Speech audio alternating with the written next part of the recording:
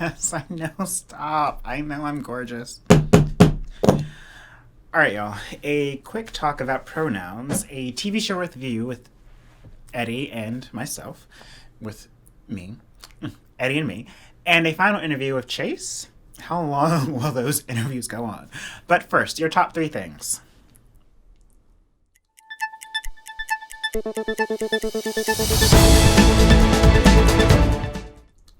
U.S. states plead for more federal help as virus outbreak worsens. With more shutdowns looming and a vaccine months away from wide distribution, governors across the U.S. are pleading for more help from Washington ahead of what is shaping up to be a bleak winter. The Turkish parliament approves peacekeepers for Azerbaijan. Let's see if I did that correctly. Why did I choose this one? Oh my god, so many hard words. That's what the show is for, growing. Turkey's parliament on Tuesday granted President Erdogan, I think that's tongue twisted, government permission to deploy peacekeeper missions to that country that starts with an A, someone tell me how to pronounce it, to monitor a ceasefire deal between that country and Armenia that aims to end conflict in the region. Good God, I have a lot of learning to do, don't I? And finally, the play Thoughts of a Colored Man to get a Broadway run. Playwright Keenan Scott II's play Thoughts of a Colored Man, a work about the outer and inner lives of black men, is headed to the bright lights of Broadway. The play will be given a Schubert Theater and will open whenever opening and will open whenever Broadway restarts. It will be directed by Steve H. Broadmax III. Both playwright and director are black and will be making their Broadway debuts. Thoughts of a Colored Man is made up of related vignettes and set over the course of a single day in Brooklyn, where 7 black men discuss gentrification, violence, racial and sexual identity, and what it means to be part of a community. And that's it for your top 3, though I always encourage you to read some news from your newswire service of choice. Hit me in the comments with your headline of the day. All right.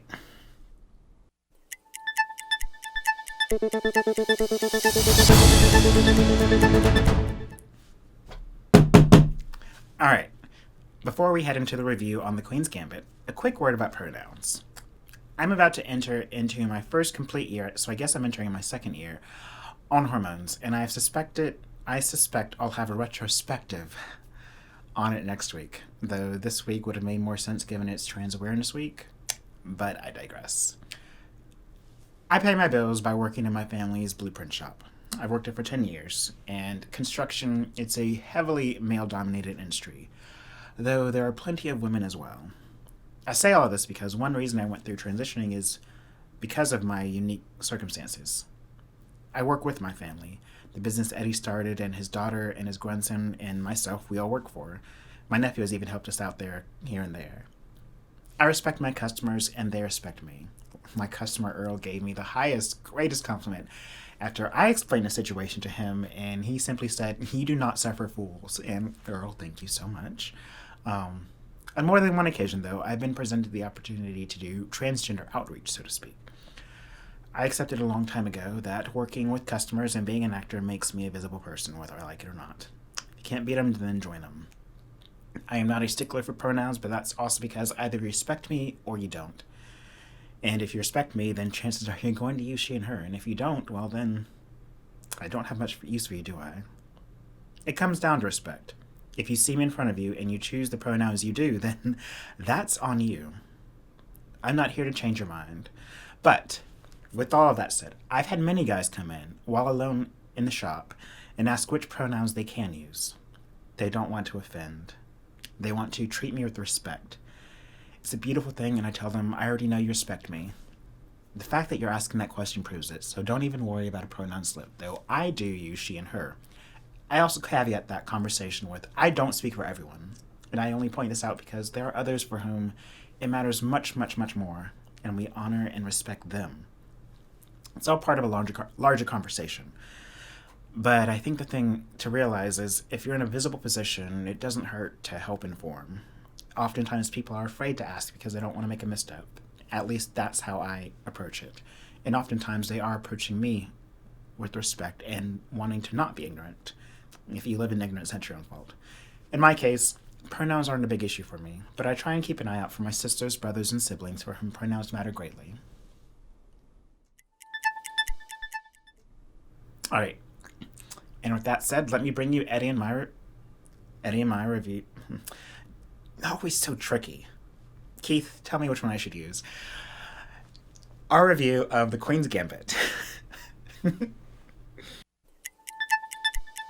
Alright, y'all, it's Ava and Eddie, and we are here to review the Netflix show that we just watched, The Queen's Gambit. And it stars Anya Taylor-Joy and some other people who are phenomenal. And it's about this young girl chess prodigy, following her from when she's dropped off to an orphanage all the way up until she wins a very important match. And honestly, I love the series. It was amazing. It was really well acted. The cinematography and also just the growth of the characters. Yes. We watched the first episode, and then, because we need to do one of these on Escape to the Chateau. Oh my God, we do. But then we finished, but we watched the first episode, and then seemed like it could possibly be good, and we went back a week or so later and picked it up on episode 2. We did. We started watching the first episode during the week of the election, and yes, that's way too much anxiety for anything. Yeah, I knew it was going to be intense. Yeah.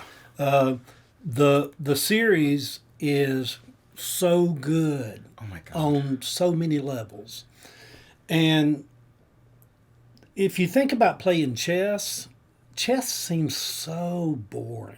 It really But what does. the Queen's Gambit does, to me, is it just shows me that if you have really gifted writers, they basically can take any subject and just make it so compelling. Yeah. You know? Because nobody, I was reading about when they started putting this together, like, who cares about chess?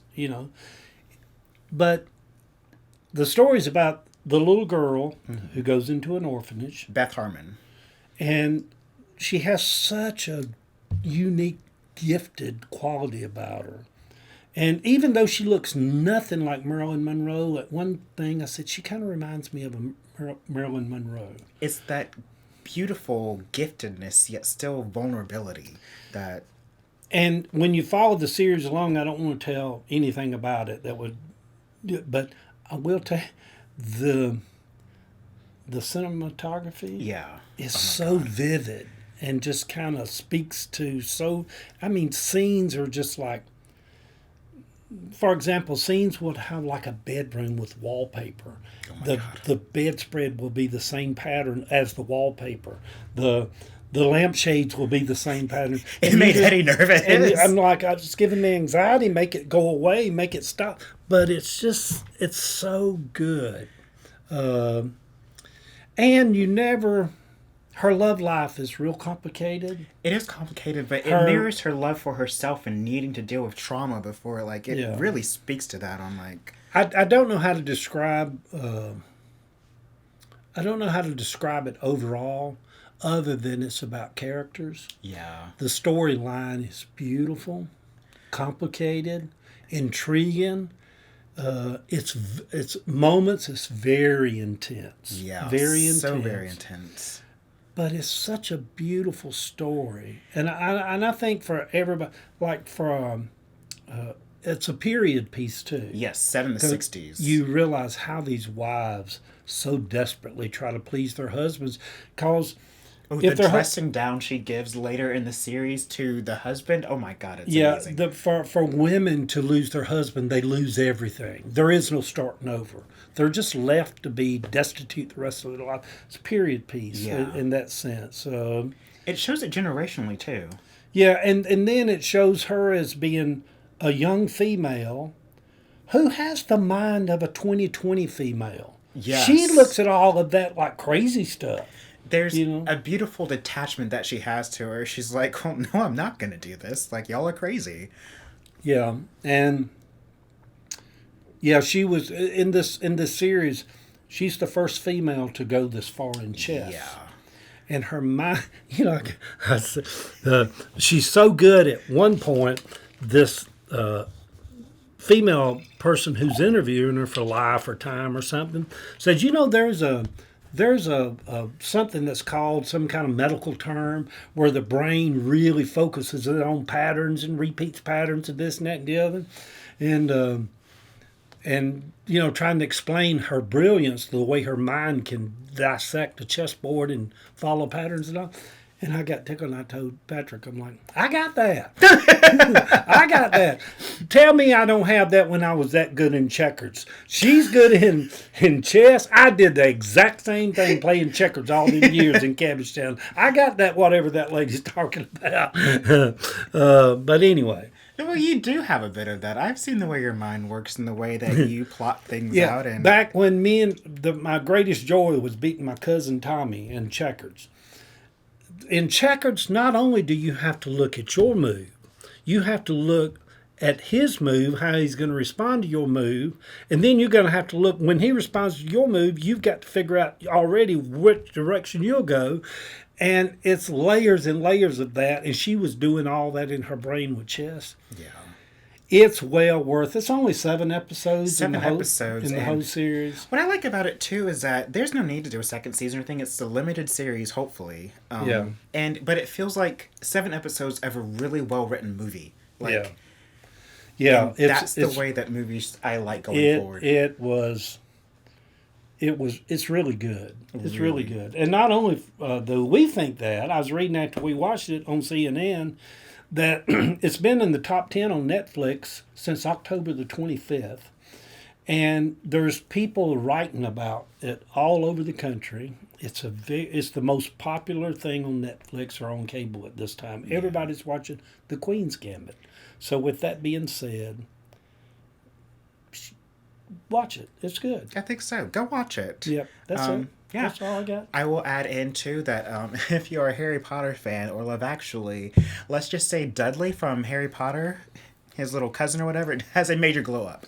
So attractive. And then the little guy from Love Actually. He's not so little anymore, is he? We're gonna do one of these on Escape to the Chateau. Yes. And it's on the Peacock Network. Yeah. Which is odd. I'd never took the time to look at the Peacock Network, but we'll do one on that. That's such a good kind of semi-documentary following of a family who buys an old rundown French chateau. Very good entertainment. Oh. But anyway, that's all I got. That's all I got, baby. All right. Cheers.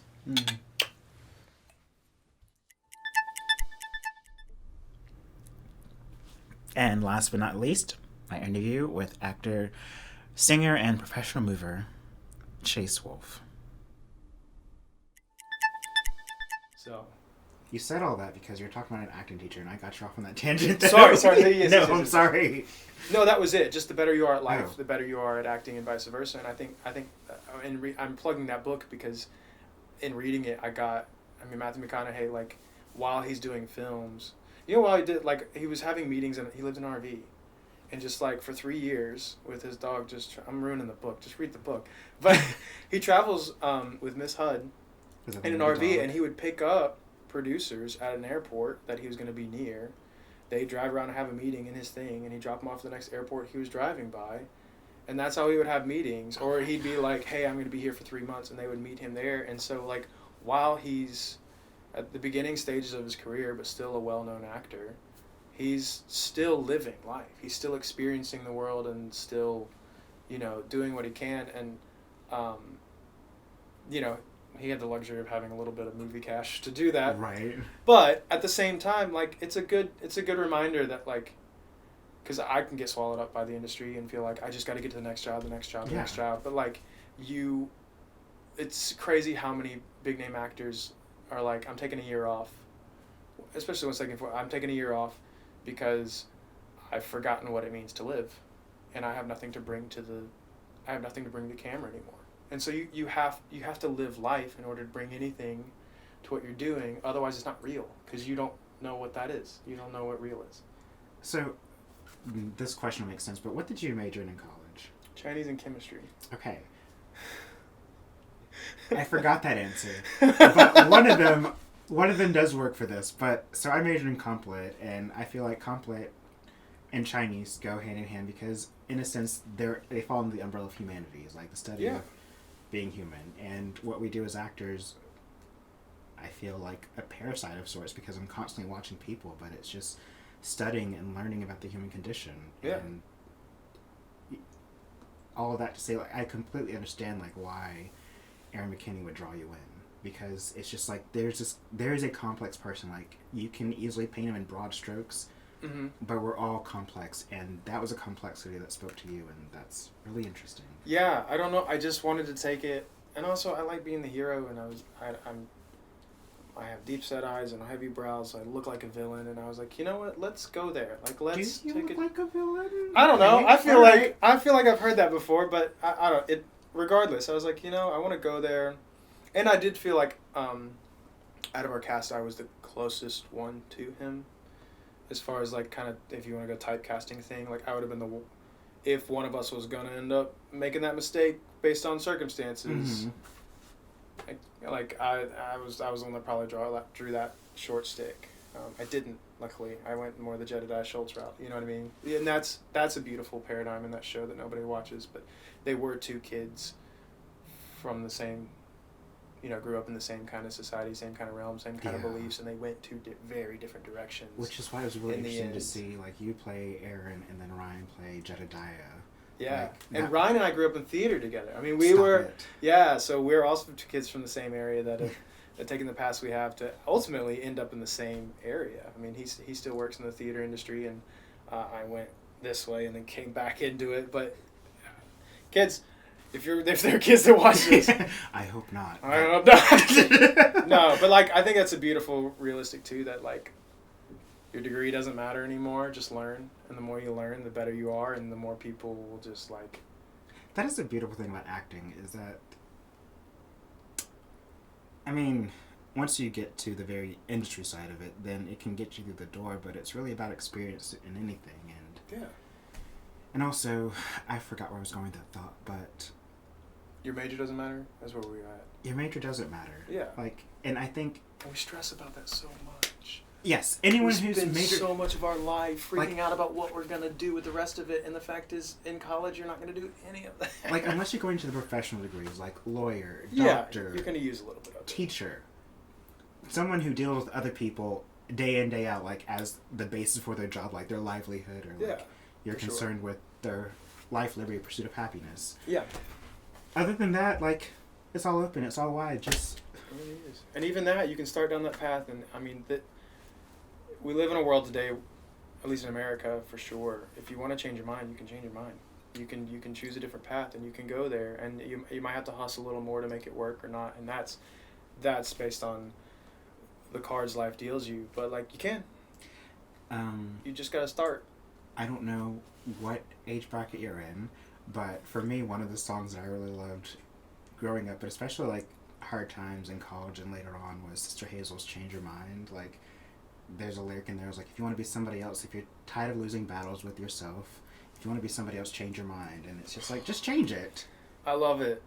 Yeah. But yeah, I love that. Yeah, just change it. If you want to, like, if you're not happy where you are, do something else. Right. And so there's a paradox in that where it's like, oh, that's easy to say. And it's like, yes, it is easy to say, and it's hard to implement. Not denying it's hard to implement. But what's that meme that's going around, though, right now? Which one? Where I will not get the quote right, but it's like, this is hard, and this is hard, this is hard, and this is hard, and at the end it just says, choose your hard. Yes! Choose your hard. That's all life is. And I'm like, oh, I keep thinking the grass is greener. No. And it's not. No, that's the biggest lesson of all, is that all that grass, it's just grass. It's just grass. And for a colorblind kid, it's all brown. Yes, it is. Are you colorblind? I am colorblind. Wow, we did talk about this. I was definitely back at that point. Oh, for sure. All right, we're going to stop it right there. I'm pretty sure that camera's cut off, but I figured out a new solution. We've just got 2 cameras on both of us, so we're just going to do that right there. Back in the All right, y'all. Happy Tuesday. Happy Taco Tuesday. Oh my God, I have a big old bag of tacos waiting for me inside the house. I've already eaten 2. But Taco Tuesday. Mars' day. Marty. Martez. I'm done. Taco Day. Taco Day. That's what I'm going to call it now in French. Taco Day. Anyways, as always, keep bearing lights of being. I love you all, and until next time. Apparently this episode is brought to you by tacos.